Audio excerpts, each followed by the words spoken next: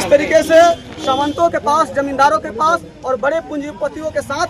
बड़े पूंजीपतियों का ही वोट देने का अधिकार था और वो लोग अपने सरकार, अपने हित में सरकार चलाने के लिए अपने मन मुताबिक सरकार को चुनाव करते थे और गरीब, बाकी के 90% गरीब जनता पर शोषण करने के लिए उन सरकारों का निर्माण करते थे। बिल्कुल उसी तरह जब लड़ करके 1947 में देश आज़ाद हुआ, उस आज़ाद भारत में बाबा साहब भीमराव अम्बेडकर ने सभी गरीबों को, सभी दलितों को, महादलितों को समानता का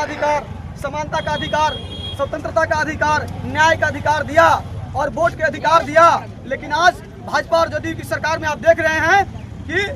तमाम लड़ाइयों द्वारा, तमाम लड़ करके, अंग्रेजों से लड़ करके, इन मनुवादियों से लड़ करके जो हमने अपने अधिकार हासिल किया है, लोकतांत्रिक और संवैधानिक अधिकार हासिल किया है, इन तमाम अधिकारों को छीनने के लिए उनसे वंचित करने के लिए भाजपा जदयू सरकार इस 20 सालों से प्रयास कर रही है। और आज के ज़माने में अभी आपने देखा कि विशेष पुनरीक्षण, गहन पुनरीक्षण अभियान के नाम पर गरीबों को वोट से वंचित करने की ये साजिश है। ये फिर से पुरानी जमींदारी प्रथा में गरीबों को धकेल देने की साजिश है और मुट्ठी भर पूंजीपतियों को फायदा पहुंचाने के लिए एनडीए सरकार काम कर रही है। लेकिन सबसे बड़ी दुर्भाग्य की बात है कि आज हमारे जो दलित जो चेहरे हैं, जो दलित नेता हैं, जो दलित की बात करते हैं, चाहे वो चिराग पासवान हो, उपेंद्र कुशवाहा हो, जीतन राम मांझी हो, वो तमाम नेता गरीबों की हक अधिकार से, उनके लोकतंत्र से, संविधान से कोई मतलब नहीं है। वो किसी न किसी रूप में भाजपा को ही फायदा पहुंचाने के लिए, अपनी निजी स्वार्थ साधने के लिए, पारिवारिक स्वार्थ साधने के लिए वो भाजपा को फायदा पहुंचा रहे हैं और अपनी सीट बचाने के लिए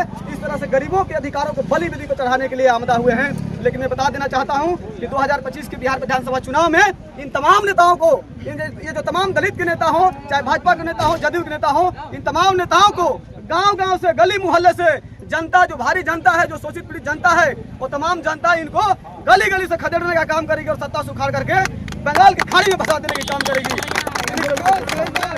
भाजपा माले जिंदाबाद, भाजपा माले जिंदाबाद। 1950 में संविधान 1950 में संविधान लागू हुआ था, लेकिन भोजपुर वो जगह है जहां गरीबों को वोट नहीं दिया जाता था। आपके पार्टी ने संघर्ष किया है, क्या कहेंगे? क्या उस संघर्ष को फिर से खत्म करने की साजिश है? जब देश आजाद हुई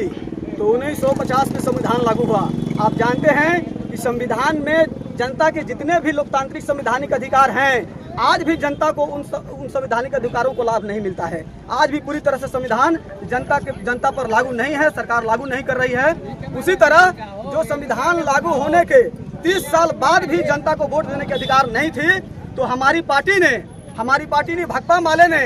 बंगाल से नक्सलबाड़ी से आकर के एक बारी में उन्होंने चिंगारी पैदा किया और उस चिंगारी के तहत हमने न केवल वोट मारने के अधिकार हासिल की, हमने वोट में, चुनाव में खड़ा होने का अधिकार,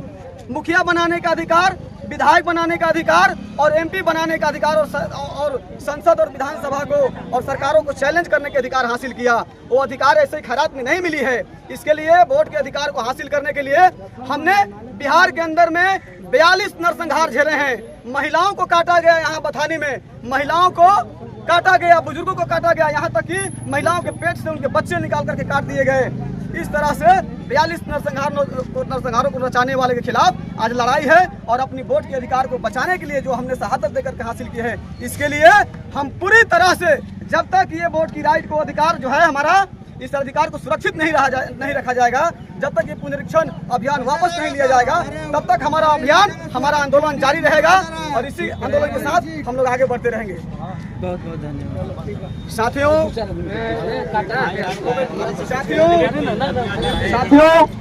आज का जो चर्चा ज्ञान का जो कार्यक्रम था अंतिम समय में है, क्योंकि हमारा जो समय था वो मात्र 10:30 बजे तक ही था। साथियों को चाहता हूँ कि साथियों एक बात जरूर ख्याल रखें, एक बात की ख्याल रखें कि ये जो सरकार है, जो मोदी की जो सरकार है, इस सरकार में न लोकतंत्र सुरक्षित है, न संविधान सुरक्षित है और न ही लोगों के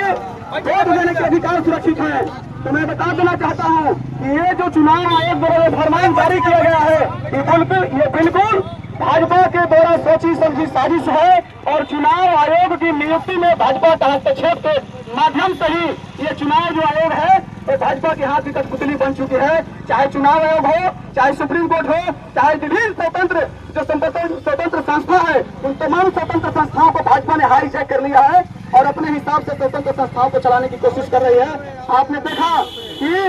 एक भाजपा के जो आरएसएस है, आरएसएस का एक नेता कहता है कि दत्रे उसका नाम है, दत्रे होसबुले, उसने कहा कि संविधान के अंदर से समाजवादी और पंथ निरपेक्ष शब्द को हटा देना चाहिए। आप जानते हैं